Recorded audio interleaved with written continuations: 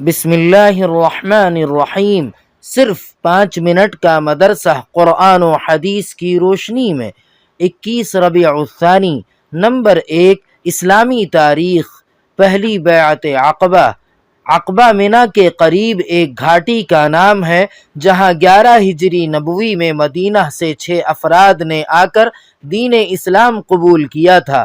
اس کے دوسرے سال 12 ہجری نبوی میں 12 افراد رسول اللہ صلی اللہ علیہ وسلم سے ملاقات کرنے اور بیعت ہونے کے لیے آئے، اور آپ صلی اللہ علیہ وسلم کے مبارک ہاتھ پر چوری، زنا اور قتل اولاد سے بچنے، اچھی باتوں میں آپ کی اطاعت و پیروی کرنے اور ایک اللہ کی عبادت کرنے پر بیعت کی۔ اس کو بیعت عقبہ اولیٰ کہا جاتا ہے۔ جب ان لوگوں نے واپسی کا ارادہ کیا تو رسول اللہ صلی اللہ علیہ وسلم نے مصعب بن عمیر رضی اللہ تعالی عنہ کو قرآن مجید پڑھانے، اسلام کی تعلیم دینے اور دینی مسائل بتانے کے لیے ان لوگوں کے ساتھ روانہ کیا۔ مدینہ پہنچ کر انہوں نے اسعد بن زرارہ کے مکان پر قیام کیا۔ وہ لوگوں کو اسلام کی دعوت دیتے اور مسلمانوں کو نماز بھی پڑھاتے تھے۔ ان کو مدینہ والے المقری یعنی پڑھانے والا استاد کہا کرتے تھے۔ انہی کی دعوت و تبلیغ سے سعد بن معاذ اور اسید بن حضیر جیسے سرداروں نے اسلام قبول کیا تھا۔ نمبر 2، اللہ تعالی کی قدرت، آنکھوں کی حفاظت۔ اللہ تعالی نے دنیا کے حسین ترین مناظر دیکھنے کے لیے ہمیں جس طرح آنکھ جیسی نعمت عطا فرمائی ہے، اسی طرح ان کی حفاظت کے لیے خود بخود مشین کی طرح ان پر ایسے پردے لگا دیے ہیں کہ جب کوئی نقصان پہنچانے والی چیز آنکھوں کے سامنے آتی ہے تو وہ خود بخود بند ہونے لگتی ہیں۔ ان کی حرکت سے جہاں باہر کی چیزوں کے حملے سے ہماری آنکھیں محفوظ ہو جاتی ہیں، وہیں ان کے کھلنے اور بند ہونے سے آنکھ کا میل کچیل صاف ہوتا رہتا ہے۔ اللہ تعالی نے اپنی حکمت و قدرت سے آنکھوں کی حفاظت کا کیسا عجیب و غریب انتظام کر دیا ہے۔ نمبر 3، ایک فرض کے بارے میں، نماز میں خاموش رہنا۔ حضرت زید بن ارقم رضی اللہ تعالی عنہ فرماتے ہیں، شروع اسلام میں ہم میں سے بعض اپنے بازو میں کھڑے شخص سے نماز کی حالت میں بات کر لیا کرتا تھا۔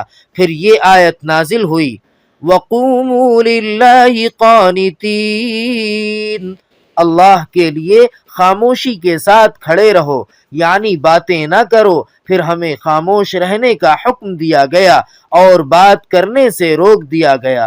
فائدہ، نماز میں بات چیت نہ کرنا اور خاموش رہنا ضروری ہے۔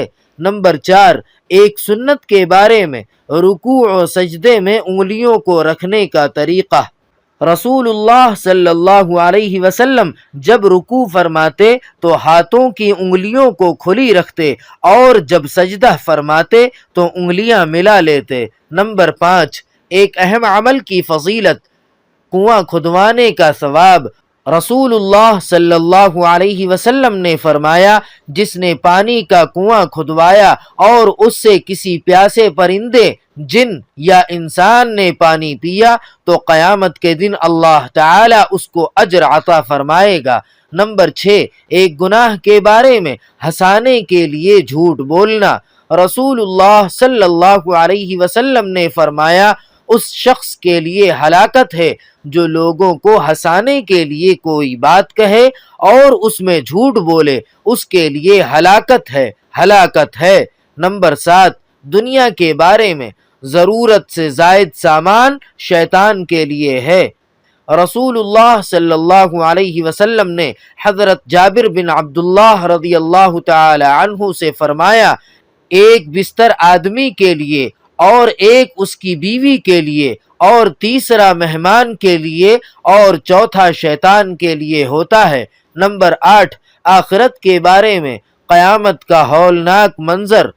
قرآن پاک میں اللہ تعالی فرماتا ہے، قیامت کا منکر پوچھتا ہے کہ قیامت کا دن کب آئے گا، جس دن آنکھیں پتھرا جائیں گی اور چاند بے نور ہو جائے گا اور سورج و چاند دونوں بے نور ہو کر ایک حالت پر کر دیے جائیں گے۔ اس دن انسان کہے گا کیا آج کہیں بھاگنے کی جگہ ہے؟ جواب ملے گا ہرگز نہیں، آج کہیں پناہ کی جگہ نہیں ہے، اس دن صرف آپ کے رب کے پاس ٹھکانہ ہوگا۔ نمبر 9، طب نبوی سے علاج، برنی کھجور سے علاج۔ رسول اللہ صلی اللہ علیہ وسلم نے فرمایا تمہاری کھجوروں میں بہترین کھجور برنی ہے، اور وہ ایسی دوا ہے جو بیماری دور کرتی ہے اور اس میں کوئی نقصان نہیں ہے۔ نمبر 10، قرآن پاک کی نصیحت۔ قرآن پاک میں اللہ تعالی فرماتا ہے جب تم بات کیا کرو تو انصاف کا خیال رکھا کرو، اگرچہ وہ شخص تمہارا رشتہ دار ہی ہو، اور اللہ تعالی سے جو عہد کرو اس کو پورا کیا کرو۔ اللہ تعالی نے تمہیں اس کا تاکیدی حکم دیا ہے تاکہ تم یاد رکھو اور عمل کرو۔ سبحان ربک رب العزت عما یصفون وسلام علی المرسلین والحمد للہ رب العالمین۔